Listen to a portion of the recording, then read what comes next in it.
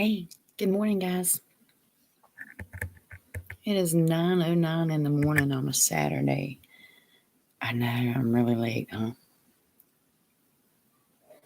I got up late. I had a late day yesterday. Had a long day yesterday. John had his surgery yesterday. We got there like 10 or 11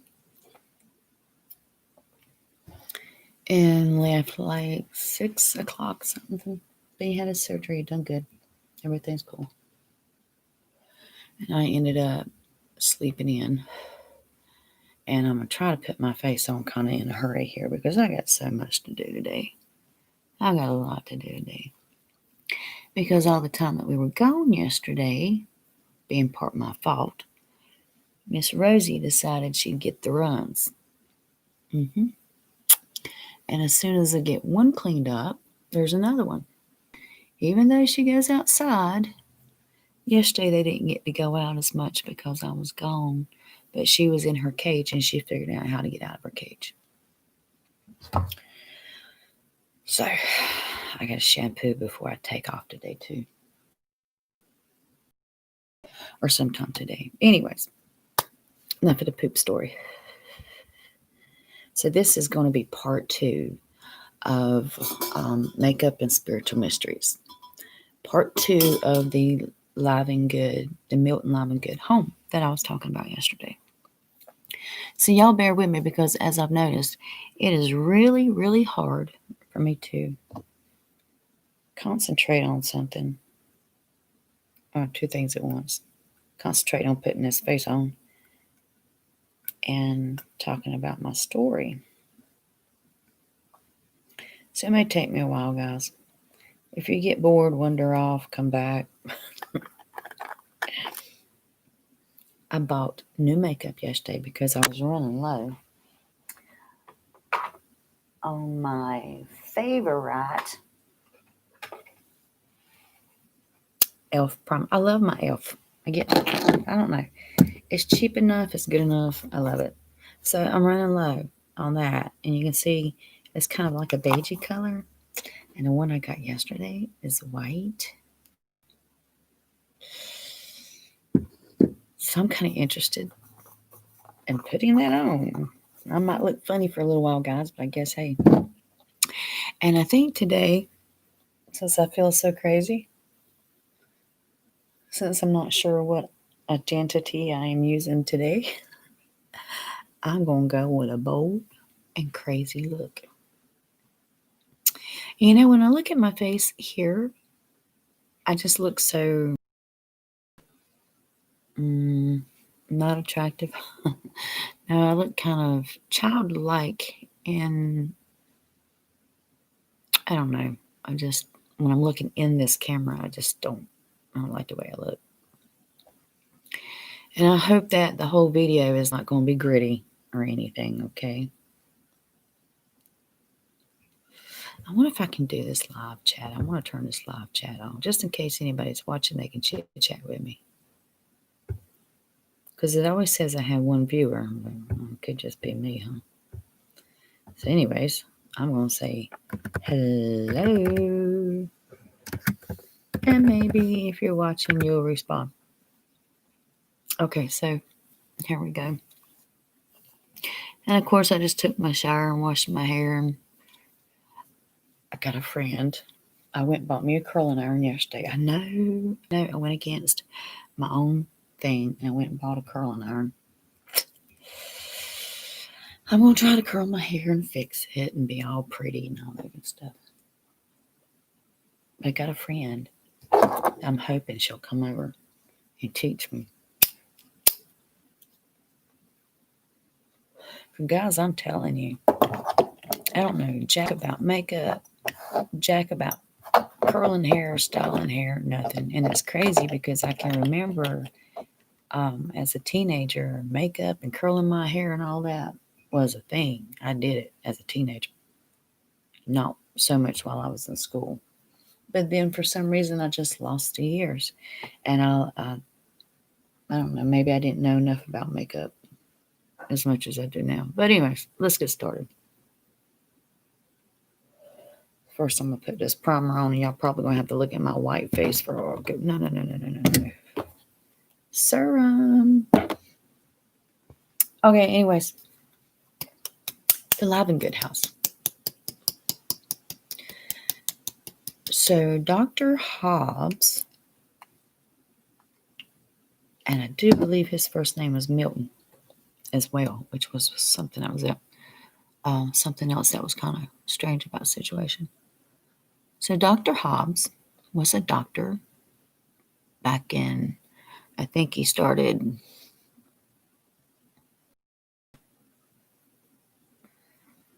late 1600s, something like that. But anyways, this was a little village where they lived. Big, beautiful homes. I mean, these homes are 14, 16 rooms, Victorian style homes. Huge. I mean, huge, beautiful homes. And come to find out, there's a Hobbs House museum kind of thing all the way up in Jamestown, North Carolina, just outside of High Point, that the same Dr. Hobbs owned. See, we used to be paranormal investigators, sort of say. We took a different approach. You remember the show TAPS, Paranormal Activity TAPS show that would go into these homes, and it was the real McCoy. Well, we were affiliates of them, and so we started doing that. And we would go around and investigate homes and paranormal activity and stuff like that. Now, guys, if I lose my train of thought, or if I'm saying one thing and I switch off to something else, I'm sorry. It's just my mental illness. If I leave something out and you really, really want to know what I was talking about, hit me up and I'll finish telling you. I have so many problems and issues that a side effect is memory loss. So anyways, this Dr. Hobbs put on my serum.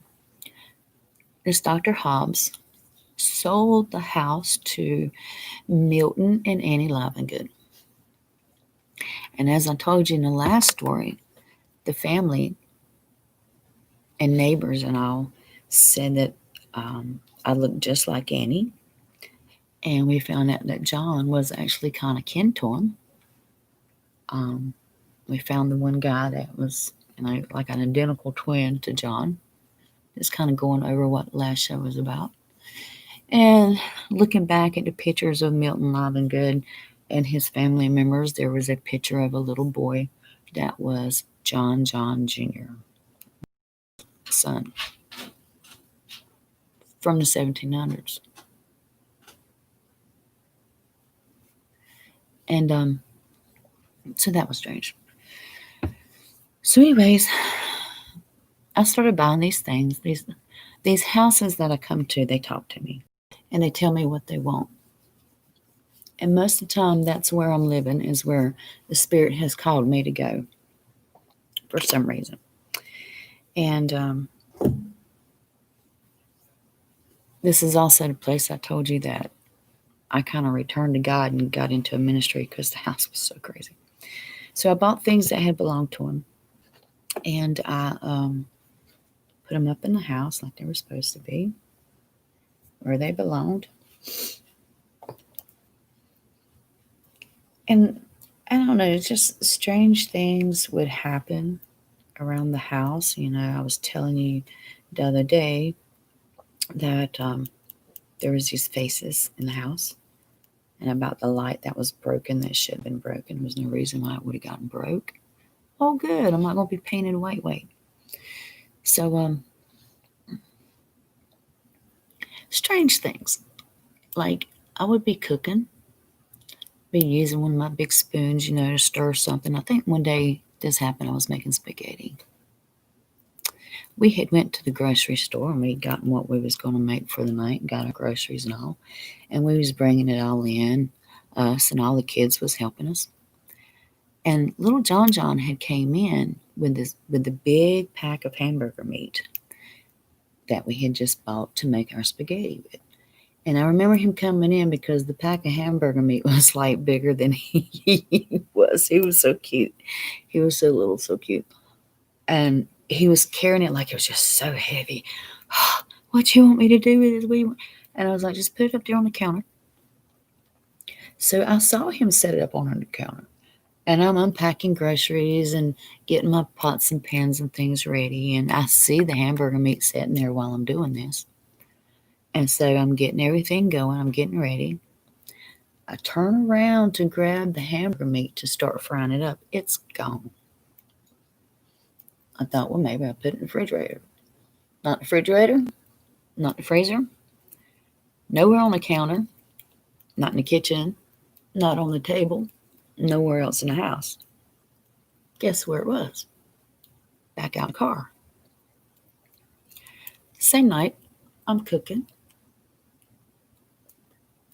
And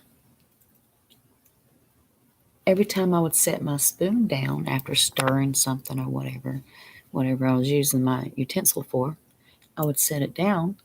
I have a habit of setting it on the stove, on a little pot holder, a little spoon holder, or whatever, and I have it sitting there. I reached over to get it one time to stir my stuff, and it was gone. And if I remember correctly, it had been washed and put back up. I was using it. I didn't wash it and put it up. Then other things would happen. Things like you could walk across a spot in the floor and there would be a hot spot, like if your dog or your cat's laying there and it gets up and moves and you happen to walk by and you walk through the area where they were laying, there was a spot of heat there where they had been laying, their body heat.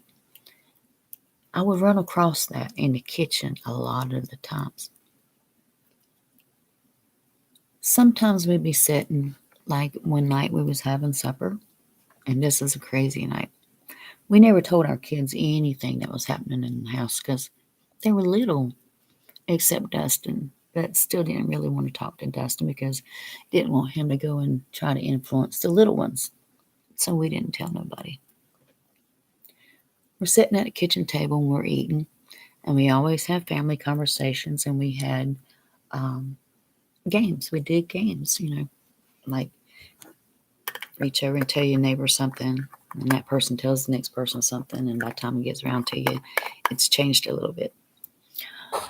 Or we would talk about mental health things, whatever. So anyways, I'm sitting there eating, and I feel a cat rub up against my leg. Now, we had cats. They wasn't in the house.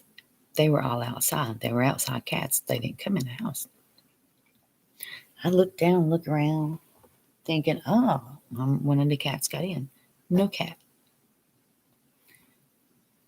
And at one point, I get up from the table to go get something. And as soon as I did, and I stepped to the side, I stepped in a warm spot. I went and got what I was going to get, come back. The spot was no longer warm. I sat back down. And then we're talking and hanging out, whatever. A few minutes later, after supper time, I like my cigarette. And I told Summer was 5. John and Summer were both 5 at the time. I told Summer, I says, run to the bedroom and get my cigarettes. They're on my desk, and bring them to me. So she did. Hold on a second. I got to figure out what color I'm going to wear today because I want to be bold and crazy. I brought out all the makeups. I brought all my makeups out.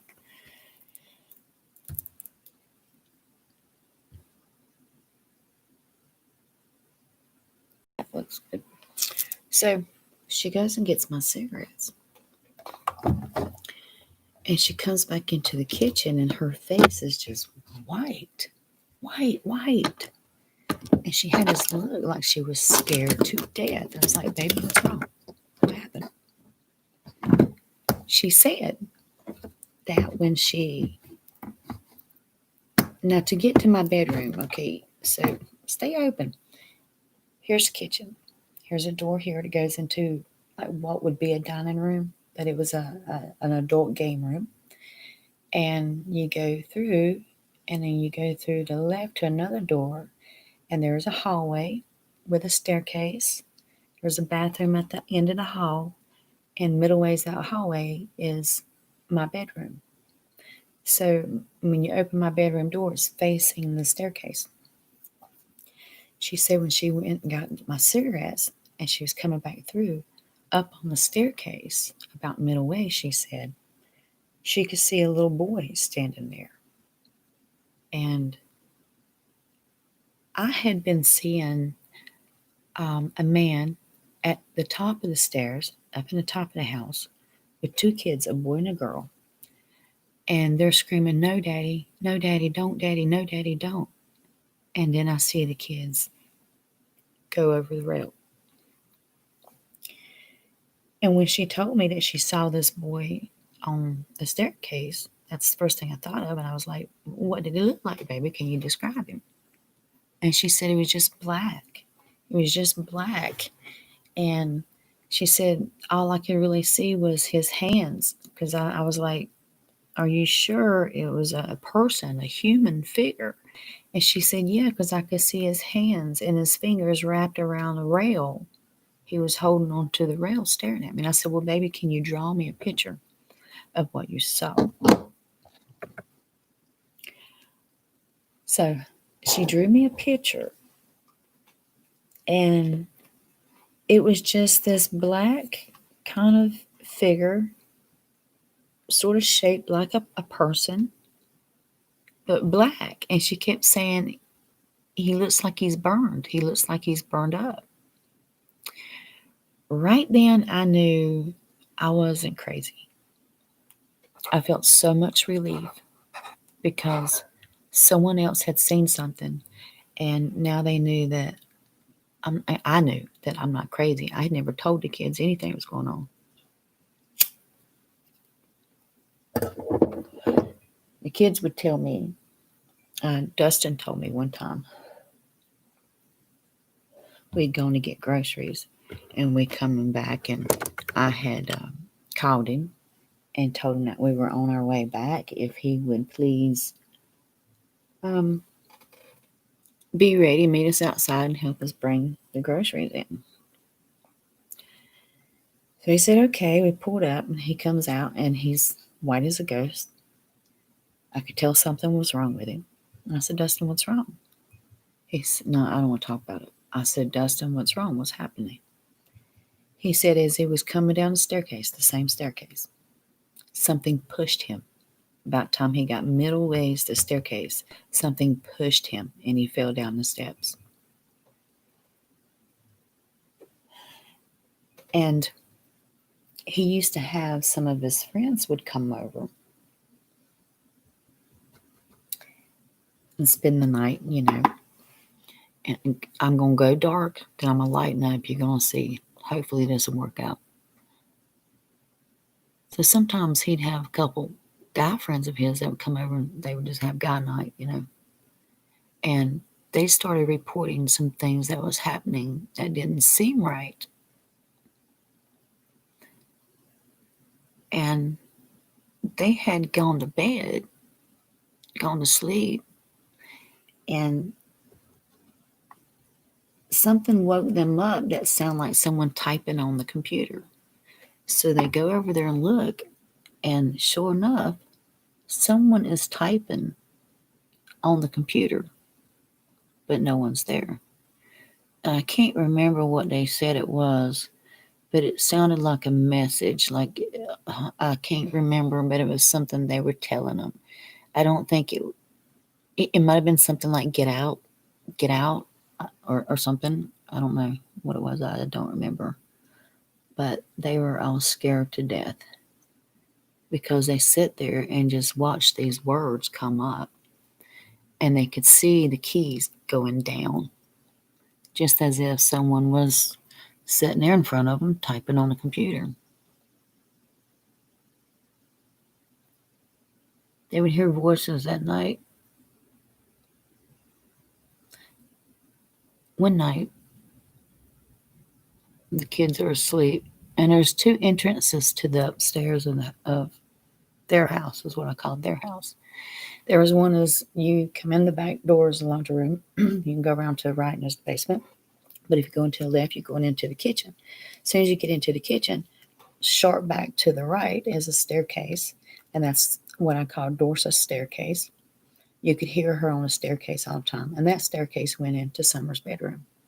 And then there's Summer's bedroom, and then there's John Jr.'s bedroom, and then there's Dustin's bedroom.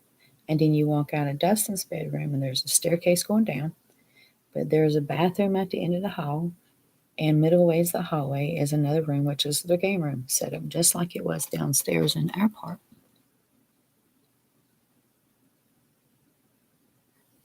One night, we're downstairs, and sometimes I love just to grab my mattress and throw it out on the floor in the living room and just watch TV. I don't know, I love that. I love that for some reason. So, me and John are, just chilling out, watching TV, laying on the mattress in the living room. In the living room, you could, about the size of my whole damn house here, you could put my whole house in this living room. Suddenly, we hear these footsteps. We hear this thump, like someone jumped out of bed, and then running across John's room, Summer's room, running down the staircase, and runs right up to the living room door, but doesn't come in right fast. And it's John Jr. He never cut a light on, and John Jr. was very timid, very afraid of everything. A very primitive little boy, 5 years old. Might have been 6 then. And we were like, what the hell? He didn't even turn a light on. There's no way you could have made it through that house, down them steps, as fast as that child was moving and not turn a light on. And then when he got to the door, he just froze. Just froze. Standing there, staring at us. And we were like, John, you okay? John, you okay?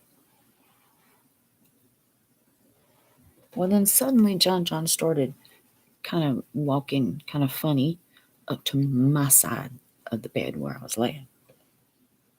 The look on his face, the way he was walking, it freaked me out. I pretty much climbed over John and said, get him. And I'll tell you why, because there was other things this kid did.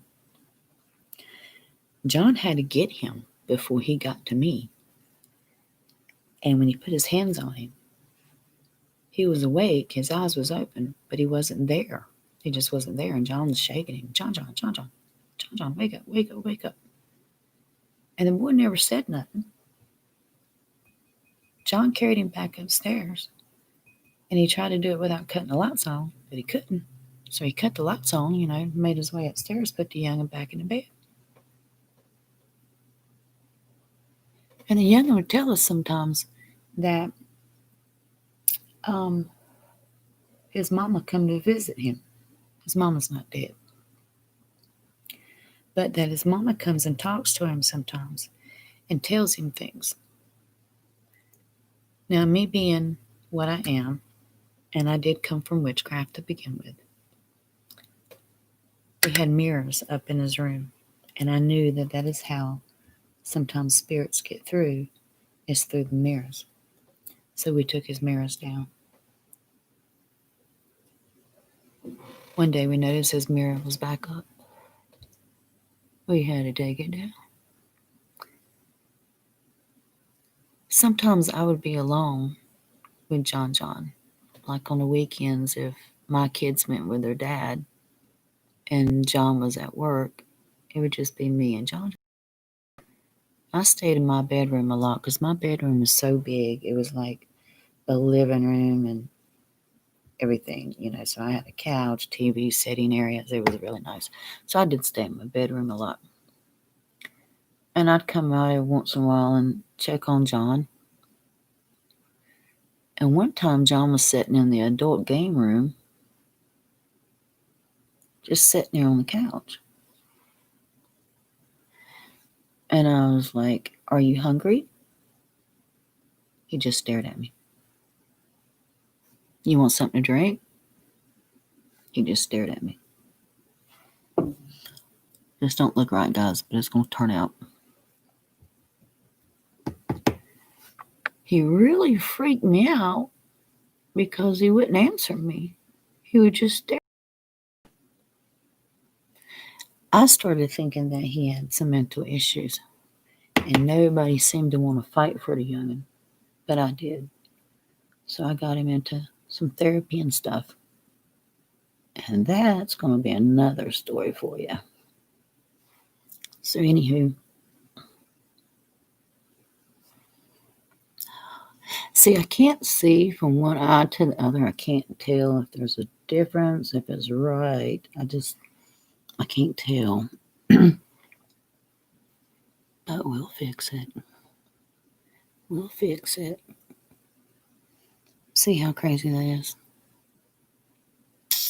It's hard to do when you can't, when you are like going blind and you can't see.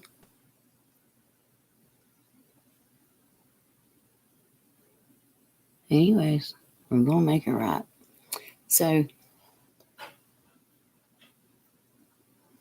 one time I came out of the bedroom. I opened the door and came out of the bedroom. And John Jr. was standing at my door with a knife in his hand. Just standing there. Staring at me.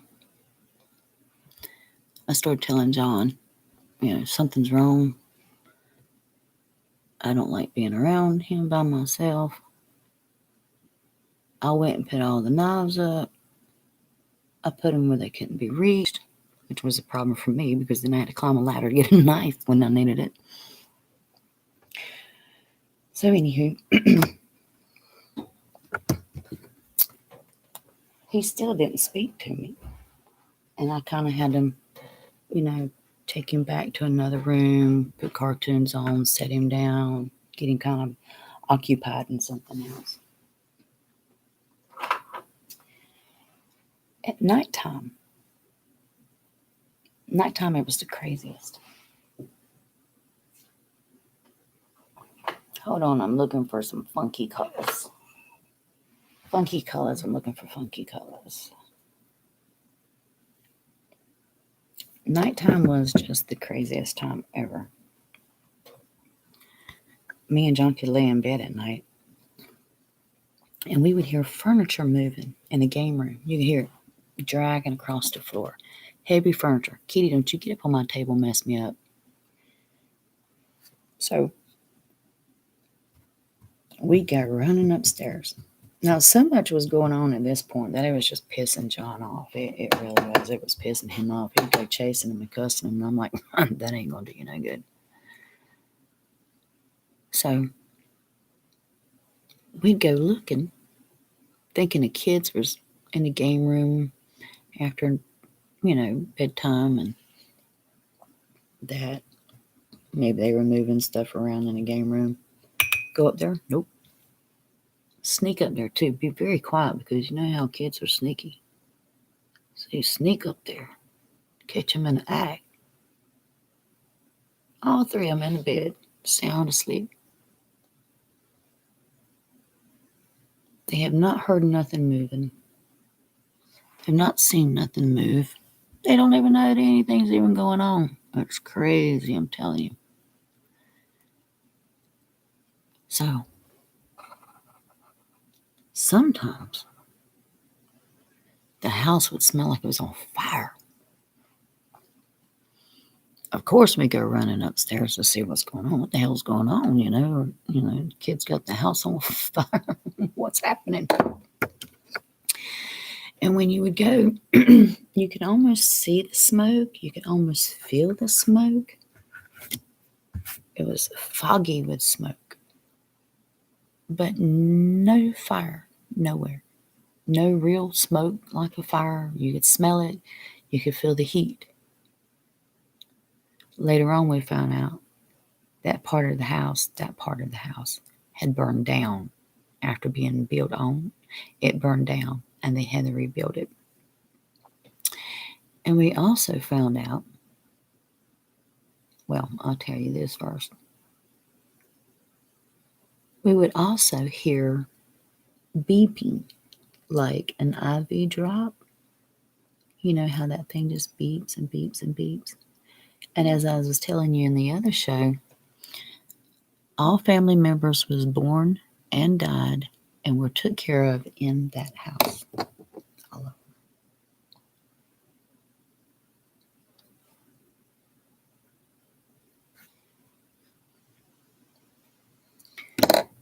Go running upstairs. Nothing's up there. Nothing's happening. Nothing's going on.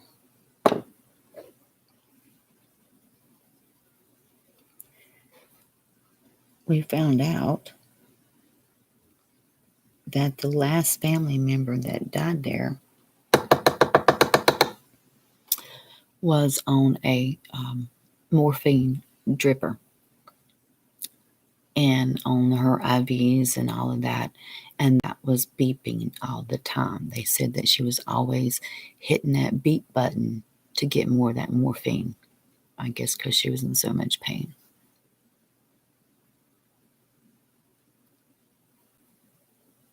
The house would literally replay life events. I would see them, I would watch them, replay those life events, things that had happened over the years. And it was an everyday, all day, constant thing.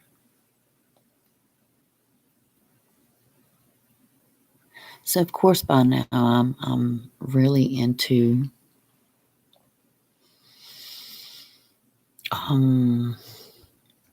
investigating this house because now it's bothering my kids and I didn't appreciate that.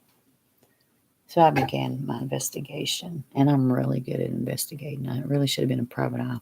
I always thought about going back to school for private eye. So let's see what else would happen in that house. Crazy things would move around. The rocking chairs would just be rocking by themselves. And another thing I did when I moved to that house, the house was so big, I didn't have that much furniture. And I am a sucker for buying people's things who have passed on, their favorite things. Like if I went to a yard sale or an estate sale or something, a piece of furniture would draw me to it and I would see a spirit. That was my favorite chair. That's my favorite picture. So-and-so drew that picture for me.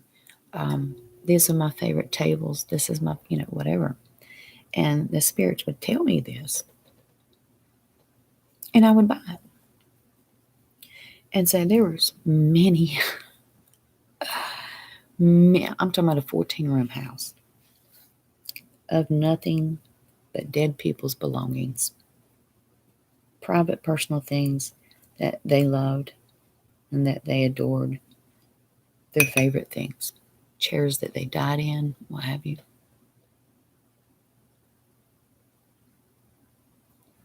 Every time I've done that, it always makes the house come alive for some reason. And boy, this house came alive. You understand what I'm saying? It came alive quickly.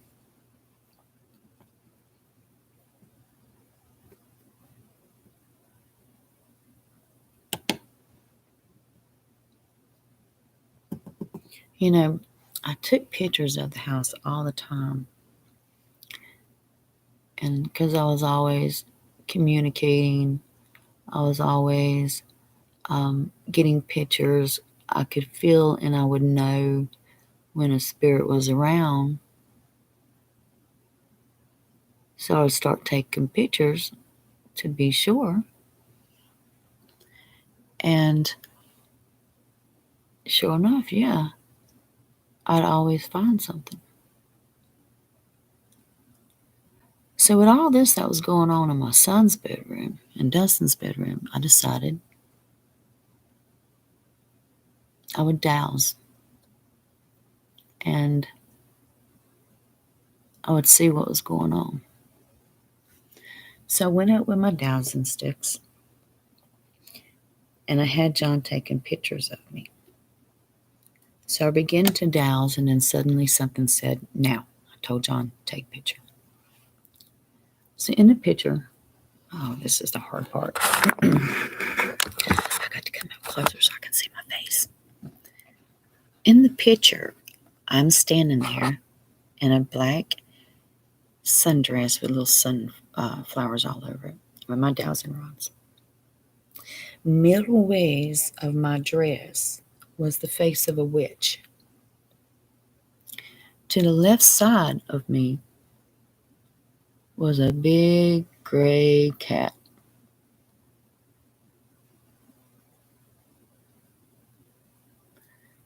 This is how I found out that there was a curse on the family.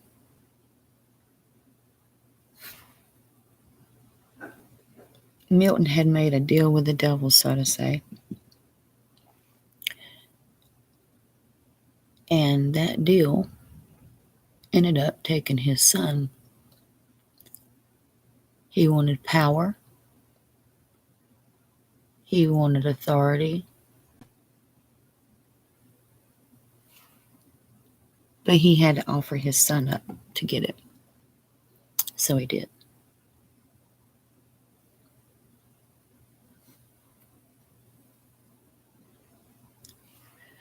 I can't tell if that's looking right or not. Always look good on one side, not so good on the other.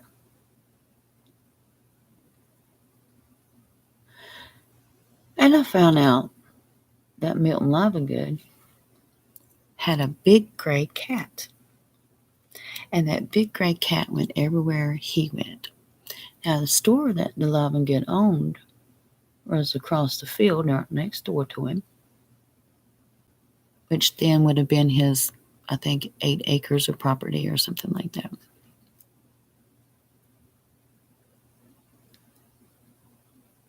Cat was always with him. The cat was his favorite buddy. It was his buddy. And everybody testified to that and how much he loved that cat.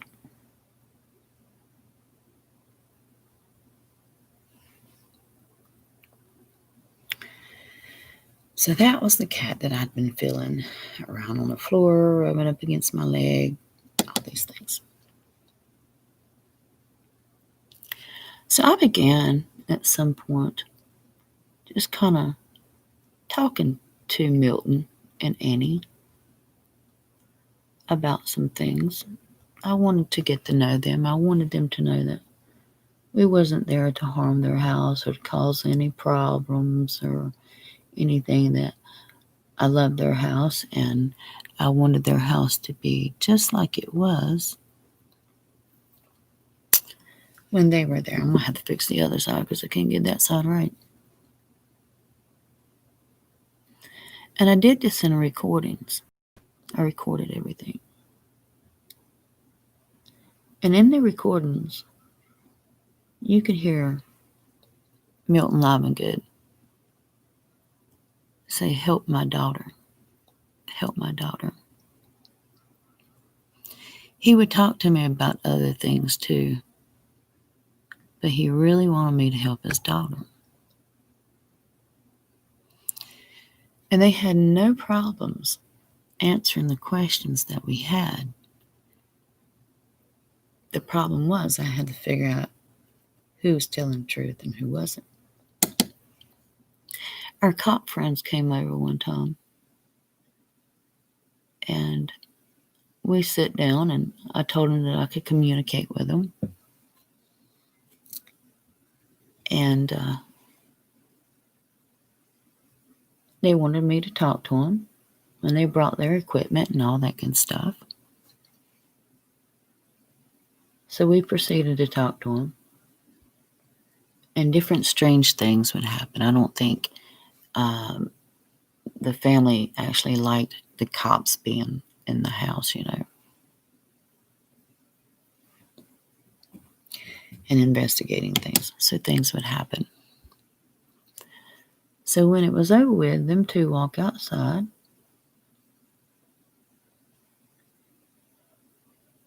They're out there chit-chatting.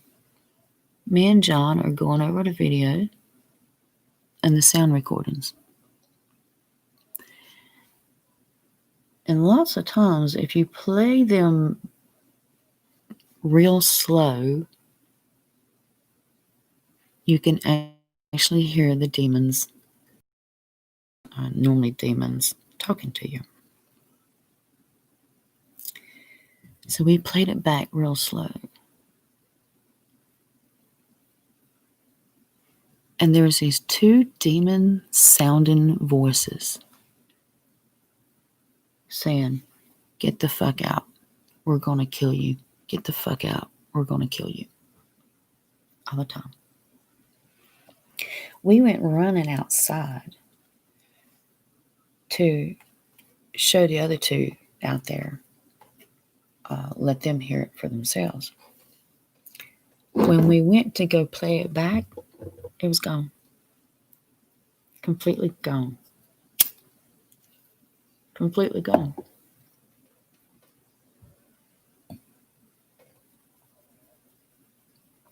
I could be in the bathtub taking a bath, and my door would just open up. It would just open up. No rhyme or reason. And it was one of them old doors. It was really supposed to be like an outside door with the open glass and stuff in it. And I had to keep it covered up all the time. So it would just open. One time, I'm laying there in the tub. John's sitting beside me there on the floor, and we're chit-chatting.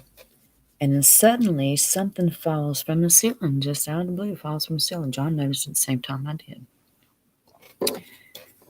It lands on my leg, and it is just a little blue dot, just a little plastic blue dot. Like if there was a shower curtain, and it's perforated where you'd push the hole through to put your curtain hook through. That's what it reminded me of. But my curtain was white, and I looked everywhere, the bathroom, everything was white. There was nothing blue whatsoever, and there was nothing at all that this thing could have fell off of. And we've now been living here 6 months. So it's just all kinds of different crazy things that would happen and go on in that house. It was just so wickedly crazy, it really was.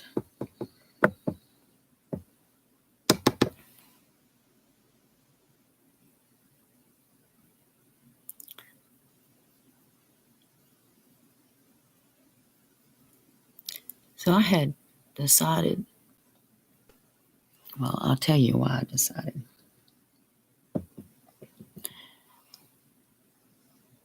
I began having dreams of a house that had been built over 5 times. In this dream,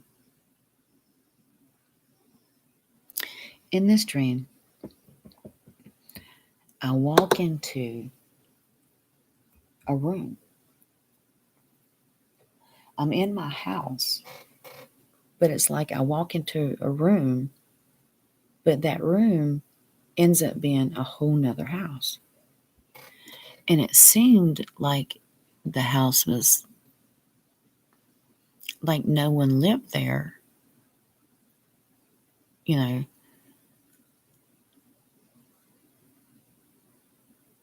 But I noticed in the dream, oh God, what color did I go with? I'm so screwed. I noticed in the dream on the table was a loaf of bread that was kind of fresh. There was apples, things on the table that was fresh. But everything else about the house seemed like no one lived there. Like they were dead. And to me, it was kind of like telling me that, yeah, we're still here. We live here. We are here.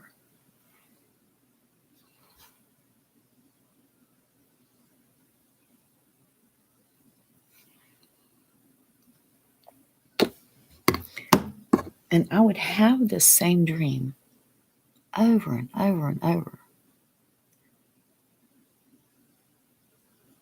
every night. And also, every night, I would dream of a house with many, many rooms in it. And I'm walking through these rooms, and it's got like these little windows. I'm walking down this hallway, it's got like these little windows. And you look into the little windows, and you see these demons. Like they're locked in these rooms like an asylum. And these demons would be in there, and they would be, like one room was full of water.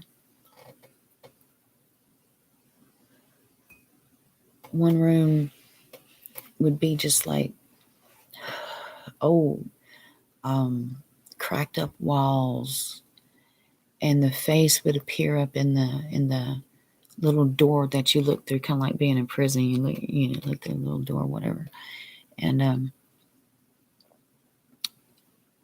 he would have this crazy face. They all had these crazy faces, but anyways, there were so many rooms, and I'm walking through these rooms. Walking through this hallway, looking into these rooms at these people, and it's all demons. Now, at the same time, John is having similar dreams. He's having dreams of fighting demons.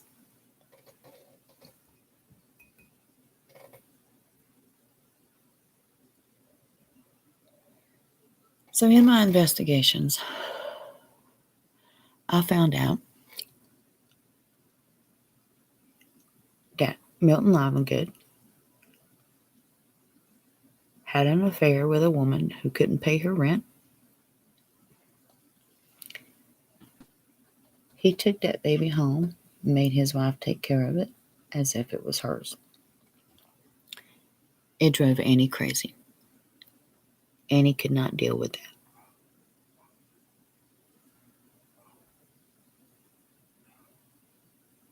You okay, baby? You need something? Annie couldn't deal with it. So what her and Dr. Hobbs did was they injected her with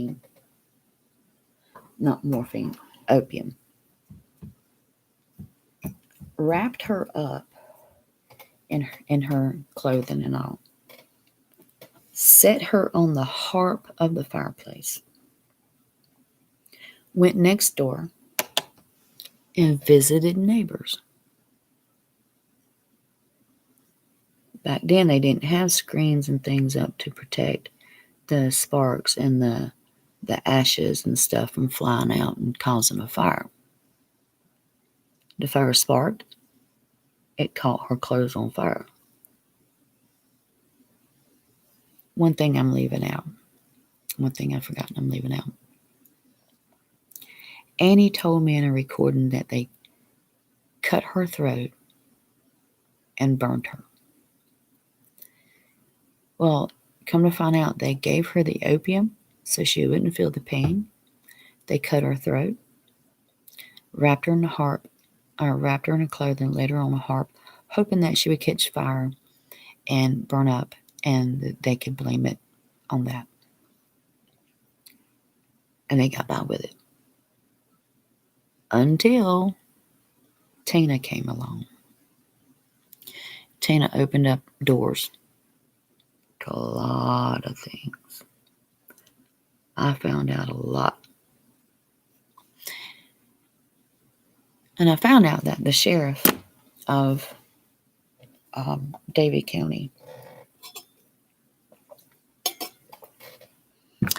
was alive and good. He was one of the nephews. And I talked to him. And he is the one that told me that if I did not stop investigating, that I may lose my life. He was very stern, very serious when he said it, looked me dead in the face, dead in the eyes. Didn't blink a bit.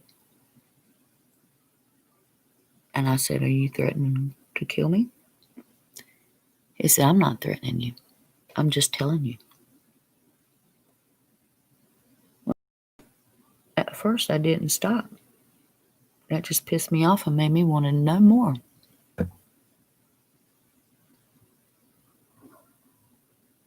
So I kept investigating.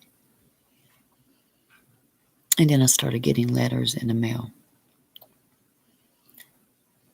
telling me that I wouldn't live to see my next birthday if I asked one more question about that house. So I figured for the safety of my kids and all, I'll just stop asking about the house. Instead of just communicating with the spirits. I didn't stop investigating, so to say. I just stopped asking human beings about the house.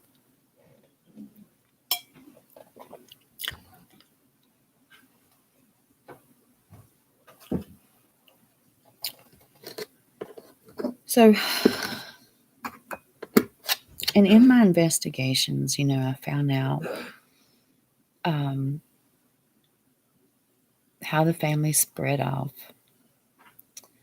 I found out a lot of evil things that went on in the family, a lot of underhanded things, a lot of cheating people, shitting people. There was something with one of the presidents. I'd have to research it again. It'd take me a while, but it was something, one of the presidents, the Milton and Hobbs, had something to do with him dying. I don't remember which president it was. And it seemed like there was a governor of the town too that mysteriously went missing or something. So, I mean, all in all, it was a crazy house. I enjoyed it after I got used to it. After I gave myself to God and started paying attention and learning things, then things started changing.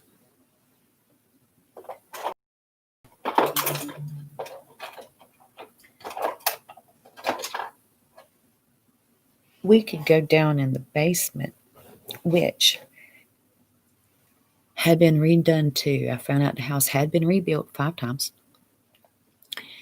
And the basement was completely different. You didn't get to the basement through the inside of the house at the time. There was a cellar door on the outside of the house with a little staircase that went down into the basement. And when I took pictures of the basement, and it's full of our things, our stuff is stacked everywhere. We even had a little sitting area down there, a little adult area down there too. And when I took a picture of the room, what came out was an operating table. And on the operating table, there was these 4, one at each end of the 4 corners of like restraint straps to restrain someone down.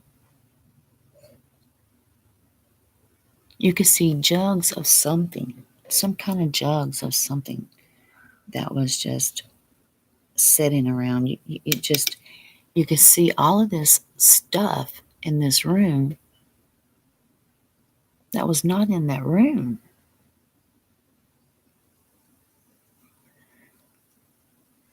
So there was this hole, like, in the wall of the basement.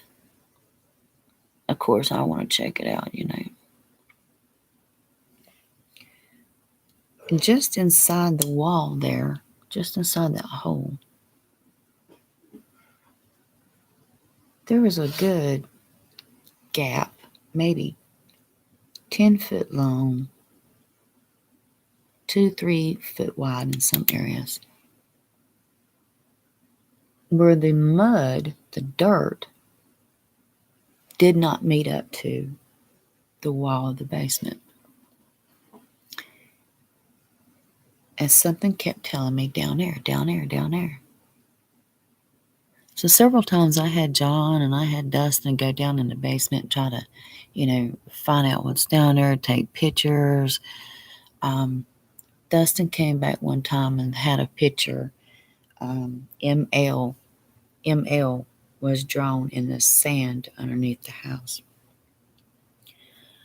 And one time we dug up Doris's little gown that she was wearing when it caught fire. And ironically, the gown did not burn up. It was charred. It was burnt around the edges, but it was still intact. It still smelled like a baby. And I could feel, when I held it, I could feel and I could see everything that child went through. It still had the little buttons on it. I mean, it was so old. I kept it for years and years. I don't know what happened to it, but something did.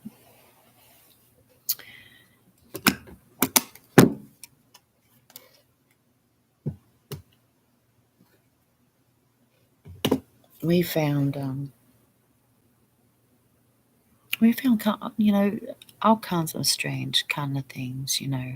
Sometimes things would just fall from the ceiling to the floor, and you'd be like, where did that come from? There's just so much that I could tell you about the house. So much more that you would be really amazed at. But I won't right now. I'll save that for another time.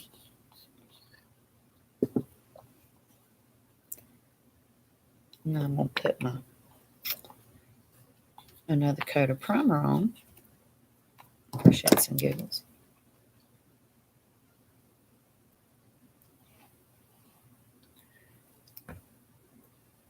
Who is she?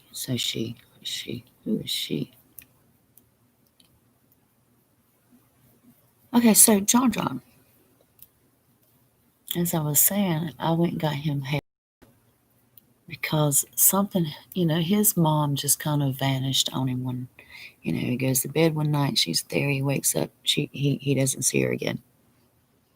He went into a state of depression and fear of abandonment and things, and there was so much going on with him that I actually went mental health and had him checked out. And then got him in this program where he would go see a counselor once a month or something like that. And then they had like this buddy system. One of the counselors would come out and they would take him places and go hang out with him and talk to him and just all these things. I'd had him evaluated, and he had been diagnosed with a fear of abandonment, some primitive, I forgot what it's called, primitive something or other. So anyways, this girl would come over and she'd get him, and she'd take him places and do things with him. Well, when I would talk to the counselors and stuff, I wanted to tell them so bad what was going on in the house and that I thought it was the house. But I wasn't out in the open yet with my spiritual abilities. And I sure as heck didn't want anybody to think I was crazy. So I didn't. But one day, after his counselor had come and got him and spent some time with him, and we were chit-chatting, I asked her, using my elf again, I'm going to use this color. I don't know what this color is going to turn out to be like. I think I'm going to use this color. Try to make sure I don't end up looking too dark. So we got to talking, and I asked her, I said, do you believe in spiritual things? And she said, yeah. And I said, have you noticed anything about John? And she says, I've noticed a few things, yes. She proceeded to tell me over time with each visit, because I found confidence in her and trust. And so I just went out on a limb. I said, okay, here, this is what I'm going to tell you. I don't want you to think I'm crazy, but I believe in this, and I'm just wondering if this is what's going on. She looked at me and she said, oh no, I believe you. She said, because there's things about this house that I know about that the spirit's been telling me. And I was like, what? She is a certified psychologist. And she herself believes in the afterlife, in the spirit world, and she communicates in ways. But she told me the way that she communicates is she has this little spirit, this little girl that keeps calling her mommy, telling her, I'm coming one day, mommy, I'm coming one day, mommy. Because the woman had had a miscarriage some years back and was very distraught about it and thinking, she can't have any kids. She's been trying to have kids and she can't have kids. And she kept saying that this spirit was a little girl and she had a name, and she told her that she's coming. I'm coming one day, Mom. I'm coming one day soon. This color's not too bad for the look I'm going for. So in our next talk, she said she went home, had talked to the spirit, and asked for some answers. What she found out was that the house was built on a spiritual portal, kind of like a train station. And she said that these spirits are just coming in and out, in and out, in and out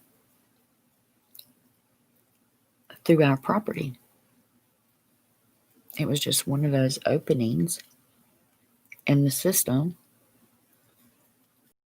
access that the spirits could access to come through. And that's why there were so many that I had seen. And I hadn't told her yet, but once me and John broke into that underneath the house and found Doris's thing, these spirits started coming to us. And John would see them. And I said, you know what? This is what I'm going to do. When they come to you, let me know. And so he would. And this one time, he was like, somebody named Arthur. Arthur is here. So I says, okay, Arthur. I said, Arthur, will you come upstairs with me? And I would go into the game room and I would sit down at the table and I would say, you no longer live as a human and you are in another place now. And I'd say, do you see that light ahead of you?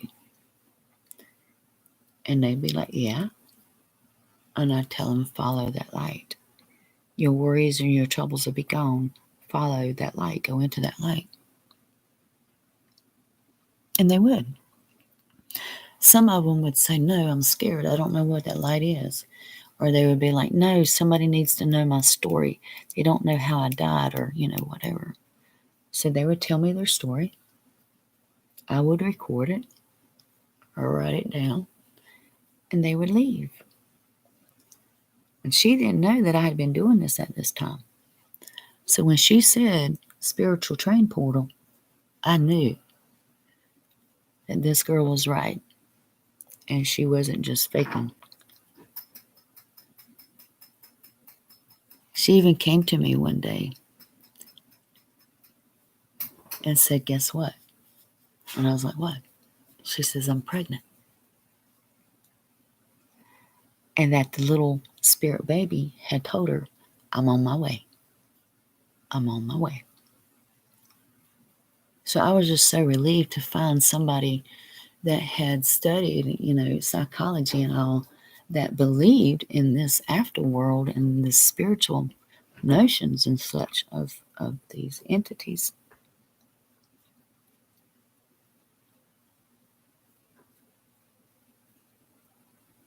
But it wasn't long. We made it there a year, and I really just couldn't take it anymore.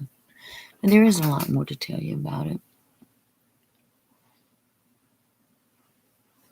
I'm getting near the end of my makeup. Not looking too bad.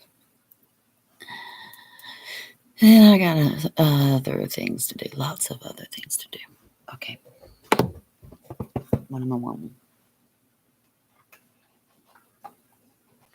Let's lighten this bitch up a little bit.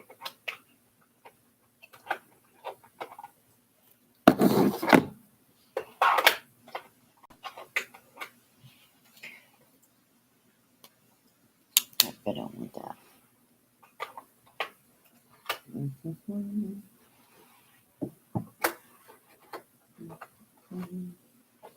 Where's my nudes? There's my nudes. I got so much makeup, I had to put a lot of it on the floor.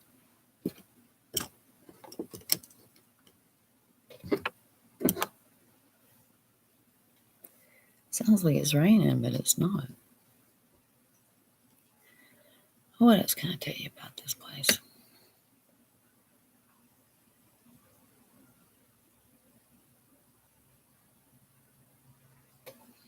I know one time. Oh, here's something I can tell you.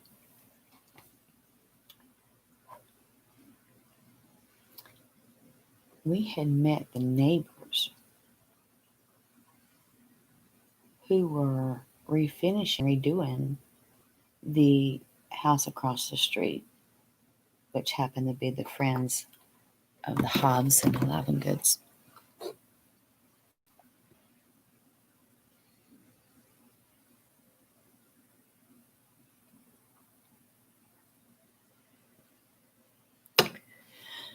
And over there, they had invited us over because we was going by when we was investigating, and I was investigating neighbors, the houses that would have been there during that time. I was investigating everything. Anyways, they were nice people. They invited us in. Beautiful home. They were restoring it back to its original state, decor and all. Very, very beautiful. And what was strange, I proceeded to tell her about some of the stuff that was going on over there. And she did not know a whole lot about anything about the area or whatever, but she said, I want to show you something. And I said, okay. So we go upstairs. And in their renovations of this house, they had found this wall that just didn't seem like it was in the right place. And when you was outside, you could see a room toward the back, but inside there was no entrance or no way to find that room. So they noticed this wall that didn't seem right. It was kind of like in a closet. And the closet didn't seem right. So anyways, they removed it, and it was another room full of stuff. And the house had been set empty for many, many years and was about condemned. And they bought it with a historical loan to redo it. No one knew about that spare room. And I'm telling you, the stuff that was in that room was 16, 17, 1800s. It was amazing, amazing stuff. And then we're wondering, so why in the world is this room covered up? And then too, the fact that it had everything to do with Dr. Hobbs and Milton Livengood. Never really got any answers. We just didn't go back for some reason. I can't remember why it was we didn't go back. But we didn't go back over there for some reason.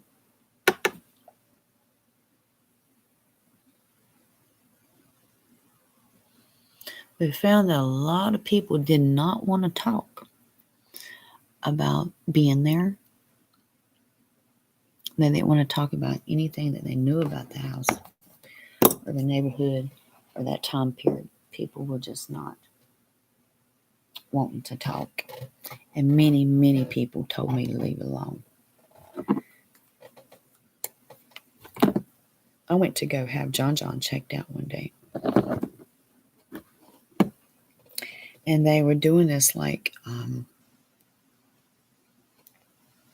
eye thing where they put him to sleep and then they watch his eyes when he's sleeping. I can't remember what it's called. It's another one of the courses on my list of taking. But I don't want that. I'm taking notes primarily because I know myself that something's happening. And so I'm taking notes while we're sitting here watching. And when we were done, the woman wanted to know why I was taking notes.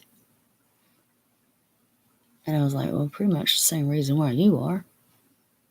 I said, it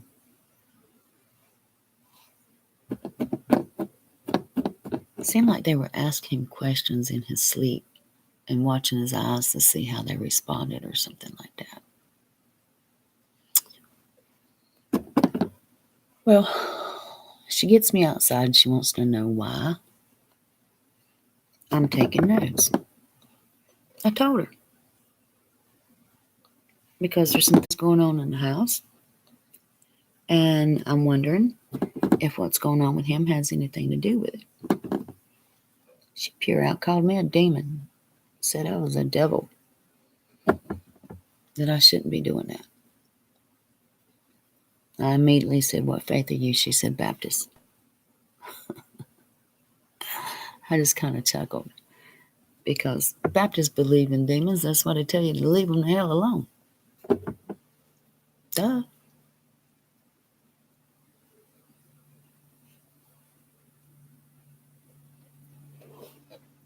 She pissed me off. She hurt my feelings. Whole 9 yards. But I knew what I'd seen. I knew what I'd been dealing with.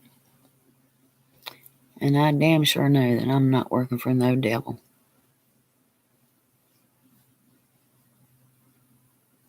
I know that for a fact. Can't nobody tell me anything any different. I know who I love. I know who I worship. I know who I listen to.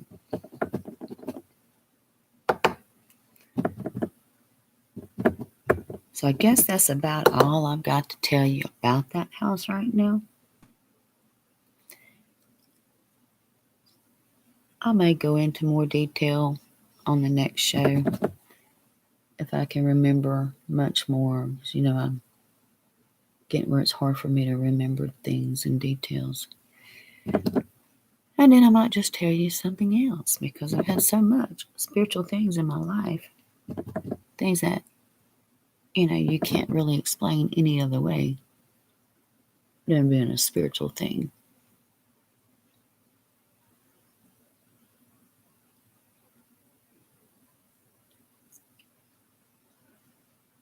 Oh, got such a headache today, guys. Guess it was just too much stress on me yesterday. Too much stress. Let me tell you what happened. This is why I don't drive. I was so messed up yesterday. I'm combining stories here. I had a couple more moves left on my face, so I got lost twice yesterday. I know where I'm at. I know where I'm going. But I did get lost twice yesterday.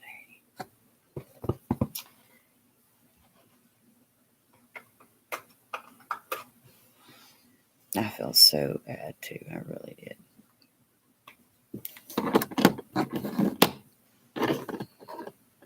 Here I am supposed to get back to my husband and I'm lost. Can't find my way there. Can't find my way home. It's just not very good. That's probably why I got such a splitting headache right now. I'm missing my friend's wedding today. I really, really wanted to go. I wanted to be there so bad.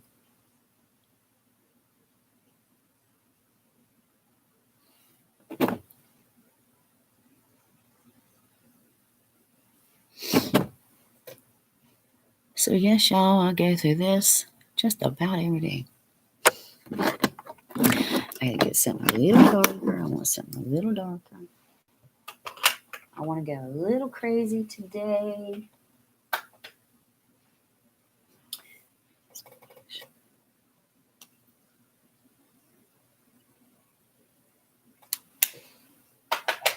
Just a little crazy today.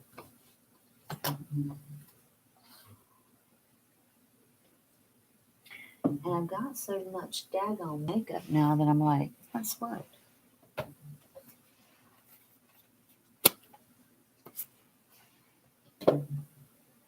Some of it's kind of looks old. I guess it's not old. It's just powder. I don't know.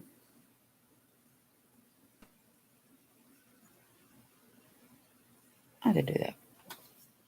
Sometimes, guys, and I don't know if this is okay, but sometimes I will actually use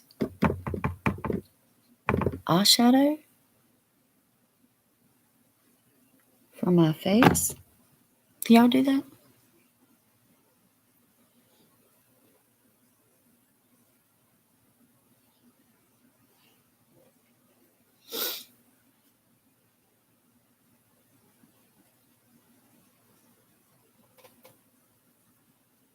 Hate it when it gets a dab there and it doesn't want to lighten up.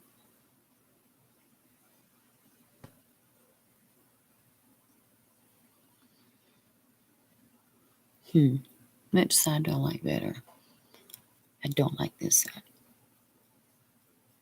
Not at all, not at all. So I just stop right there. You girls see why I need help with makeup? I mean, really, do you? This is just crazy. This is just so crazy. I'm so horrible at putting makeup on, especially when I can't see.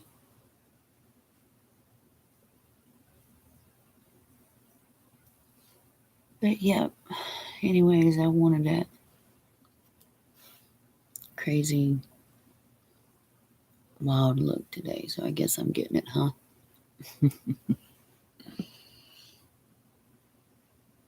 Does it look the same on both sides to you guys? It's just so hard for me to tell. I just can't tell anymore. All right, well, let's blend and see. Let's blend and see.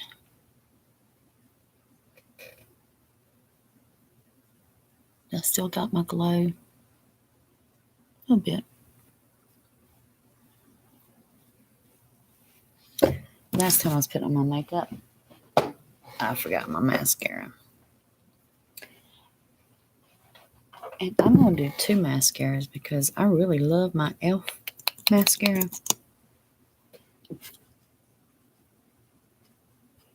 And guys, I don't know what's happening to me. I got me some fake eyelashes. And I got me some glue yesterday.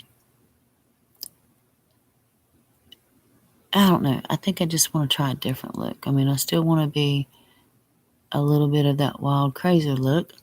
And I still want to be, look decent. Like a professional or something. I don't know.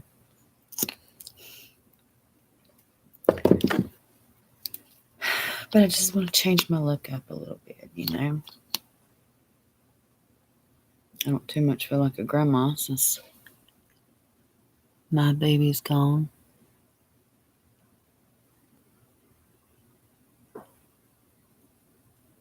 I'm not a party girl. Not these days. Lord, no. If I party at all, it's at home. I miss dancing, though. I would love to be able to go out and dance. That would be great. But I dance at home where no one can see me. I am thinking about doing the TikTok thing, though, and doing some crazy, stupid videos. I don't know. I just want to kind of get myself involved in something different. Well,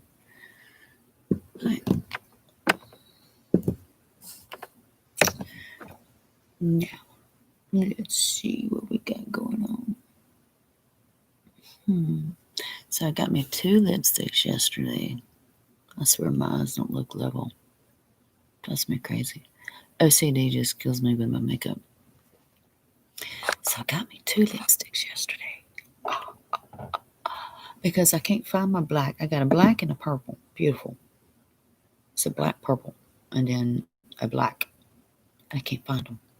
So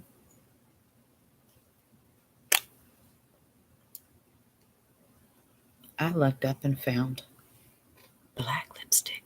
$1. $1. $1. James gave me his blood donation card, and I was like, "Here, go get you something." So I got the cheap stuff. Look at that color. Oh wow, can you see that? I'm loving it.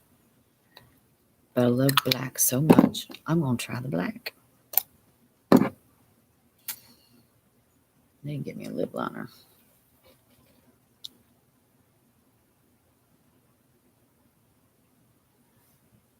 Here we go, guys.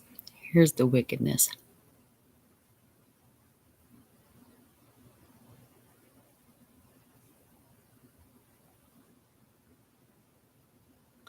I may put my glasses on for this. Look for my glasses, they're on my head.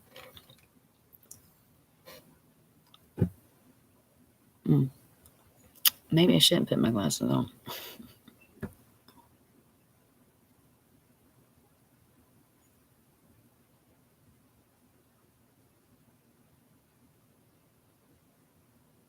Mm.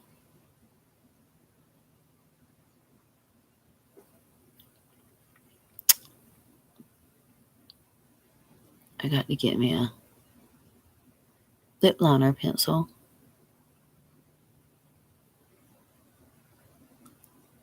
I'm just making all kinds of mistakes today.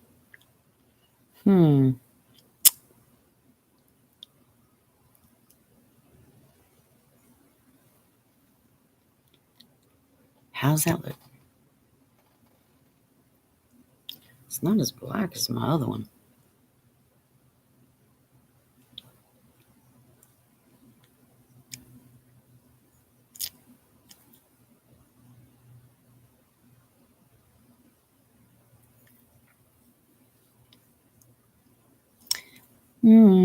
Not too bad. Not too bad. Yesterday I put one on top of the other one. Let's see what it looks like. So what kind of stories do you guys want to hear next? Let's see. Will this change the color?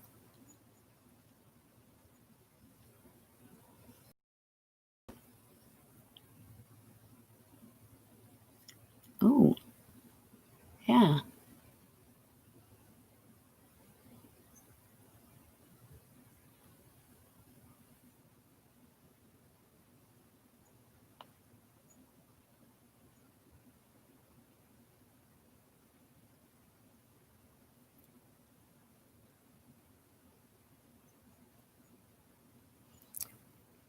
Oh, well, there we go.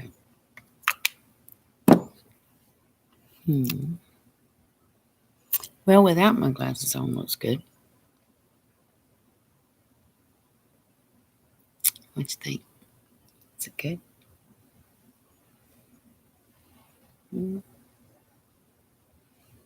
Is it crazy enough? Not crazy like some of you girls. Yeah, but I'm okay.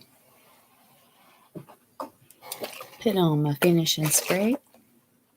What purpose this has, I have no idea. Because it doesn't seem to work for me. Now I just look like I'm wet.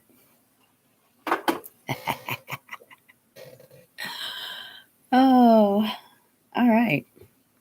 I guess I'm done.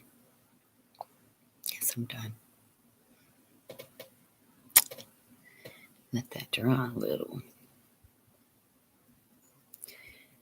And then, guys, I'm going to go try to curl this mop maybe.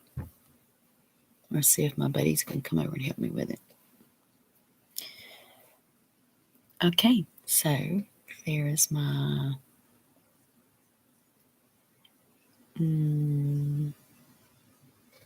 darker, more mysterious look. I don't know. Maybe you guys can give me some tips. Seriously, if you're watching this, I love constructive criticism.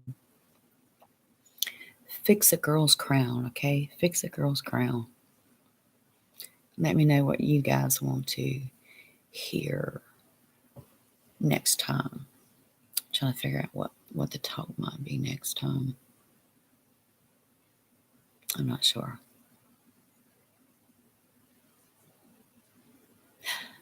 Jewelry show, Sunday, 6 o'clock.